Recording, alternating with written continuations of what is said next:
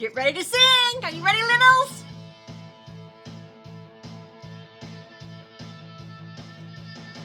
She's M-A-M-I-E. Yes, she believes in me. She reads a story from a book or two. She's M-A-M-I-E. Mammy's Corner!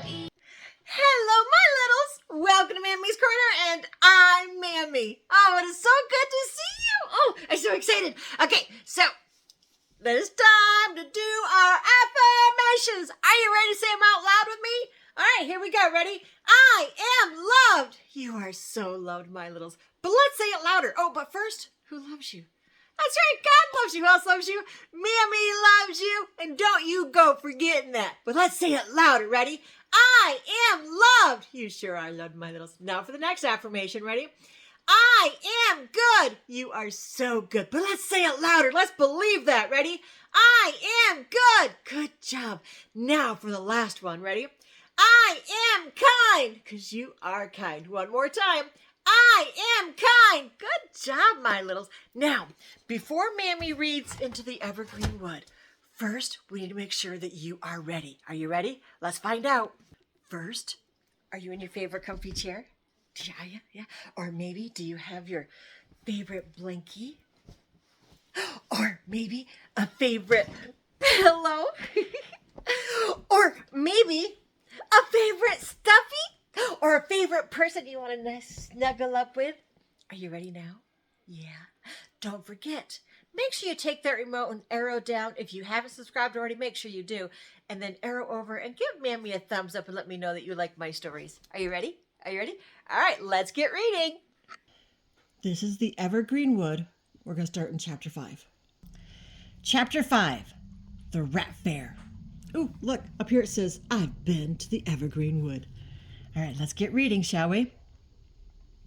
At last, the pathway left the evils of the Black Valley behind and led out onto common land.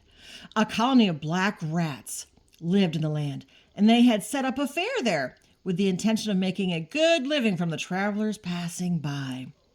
The mice looked around the stalls, hoping to find something useful for their journey, but they were sadly disappointed, shocked even, when they discovered just what the rats had for sale. There were badges which read, I've been to the Evergreen Wood. Buy a badge, grinned the stall holder. Then you won't have to bother with the journey.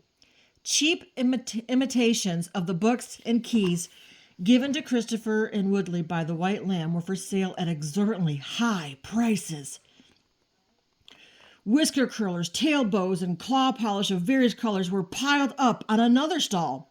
There were charms which were supposed to give protection from danger and cure all potions made from secret remedies. You won't get in the Evergreen Wood without a key, dearie, said the book and key stall holder. I have a key, thank you, said Christopher. A real one. And, he added, I didn't have to buy it either. It was given to me free by the White Lamb. The rat scowled. Don't you be clever with me, he said. Oh, look, Christopher, exclaimed Woodley. Here are some maps for sale. I wonder whether they have one of the Evergreen Wood.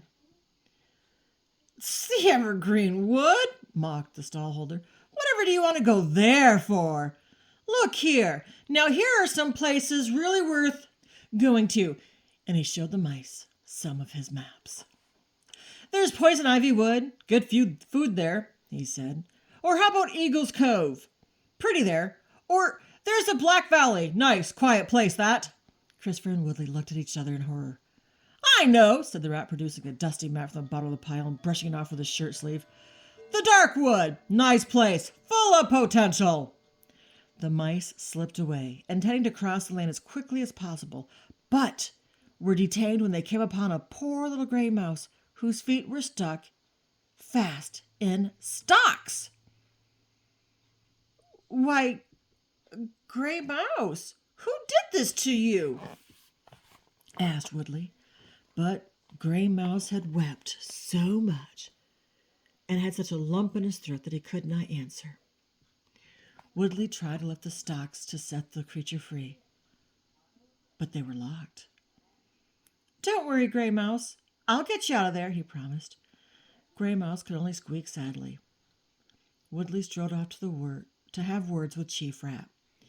Why is Gray Mouse in the stocks? He demanded. What harm has he done? We don't like his type, sniffed the chief. Thinks he's better than us, accused us of cheating, little upstart. Well, you are cheats, every one of you, retorted Woodley. There is not one thing here worth buying. Everything you have for sale is useless. Woodley caused such a disturbance that all the stallholders gathered around to see what was going on. The chief rat was shouting abuse at Woodley. Who do you think you are? He yelled. Aren't we good enough for you? The stallholders joined in with a chorus of complaints. Never bought a thing, they jeered. Wasting our valuable time. Turn their noses up at our good products, they continued. They need a lesson or two. Yeah, show them what happens to goody-goodies. Whereupon Christopher and Woodley were arrested for disturbing the peace and were promptly locked in the stocks.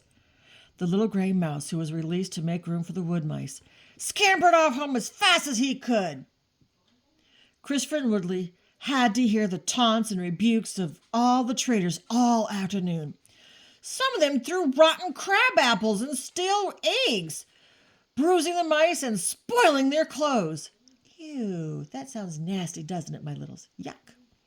Toward evening, when the stallholders were busy packing away their wares, the chief rat unlocked the stocks and marched the mice across the land toward the hedgerow. He pushed them down into a vast rat hole underneath a blackthorn bush and pulled them through a long, dank burrow until at last they stood in an open space, dimly lit and smelling strongly of ale. Looking around, they saw they were in a sort of underground tavern. Several tables were littered about them, and a number of black rats sat at them drinking beer. There was a sudden hush when the mice were brought in.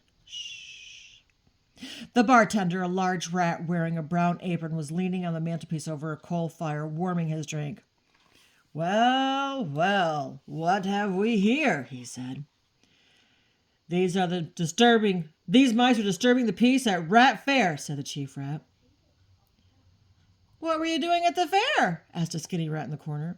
He had his feet propped up on one of the benches and a keg of beer at his side.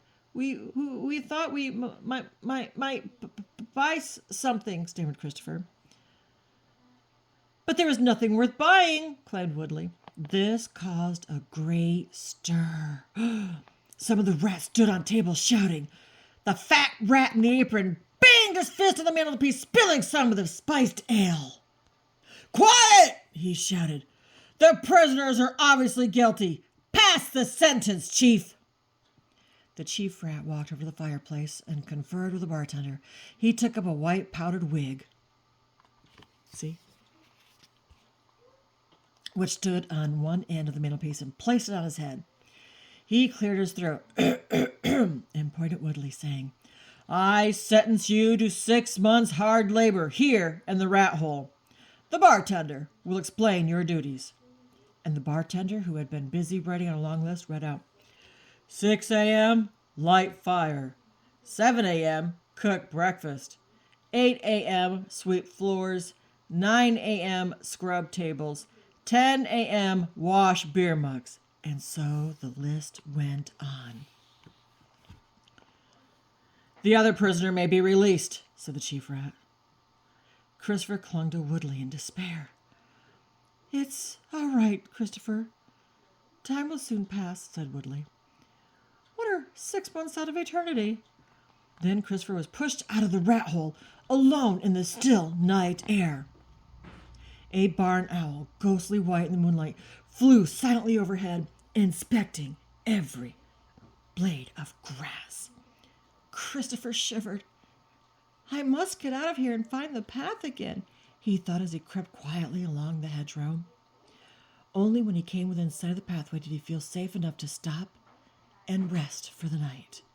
He found a bed of wild strawberries and fell asleep beneath the dark, crinkly leaves. Is he going to leave his buddy Woodley behind? What do you think, Littles? Will he go back and save him? Oh, my goodness. I'm scared for Woodley. Are you? That's the end of chapter 5, but do you think Christopher's going to leave Woodley behind? Oh, I'm scared. I don't know. And neither will you until you come back and we'll read chapter 6 to find out what happened. So that's the end of the story for today. What'd you think? Did you like it? Don't forget to arrow down on your remote and give Mammy a thumbs up if you like the videos. And don't forget to cuddle up your stuffies if you have one, or your favorite pillow if you have one, or your favorite blankie, or maybe a favorite mommy or mammy that you want to cuddle with. All right, so that's the end of today's story, children. I hope you liked it. Did you like it? I hope you did. So that's it for now. Now, this is the end, so as Mammy say, that's right. Who loves you? God loves you. I know your parents love you, but shh. Mammy loves you best. Until next time, my littles, be good and be kind.